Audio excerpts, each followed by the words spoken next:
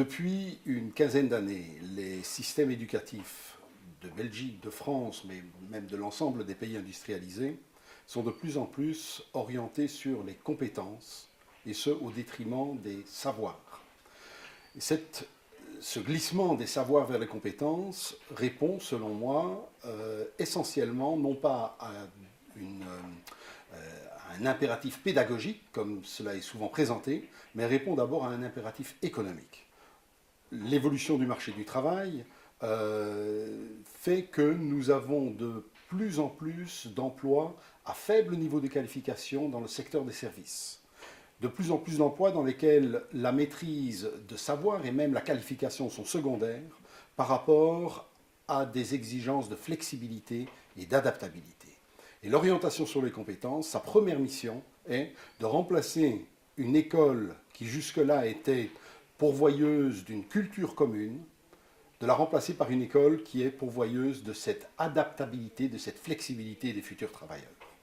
Et c'est ce processus qui, selon moi, est extrêmement dangereux parce qu'il nie l'importance de l'école comme fondatrice d'une citoyenneté critique. C'est un choix idéologique et politique derrière lequel il y a des choix économiques.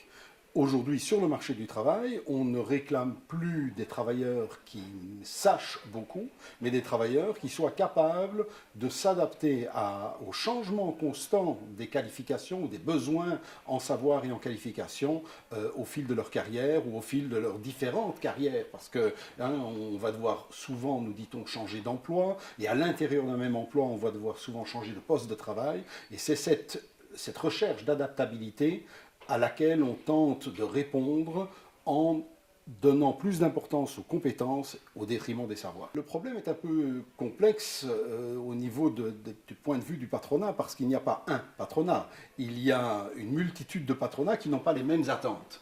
Le glissement des savoirs vers les compétences, et d'ailleurs l'ensemble des politiques éducatives telles qu'elles sont prônées par l'OCDE, par la Commission européenne, qui visent à plus de dérégulation, de décentralisation de l'enseignement, sont le reflet des attentes non pas de la majorité du patronat, mais de cette frange de patronat qui a l'oreille de ces grandes institutions internationales, à savoir le patronat des entreprises industrielles et des entreprises de services de pointe.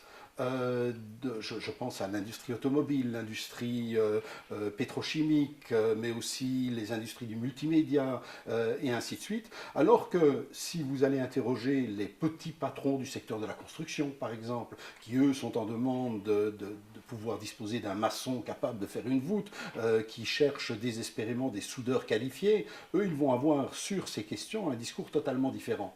Mais la prédominance du discours éducatif, qui est celui de l'OCDE et de la Commission européenne, démontre justement la prédominance politique de ce patronat-là au sein des instances du gouvernement européen et international.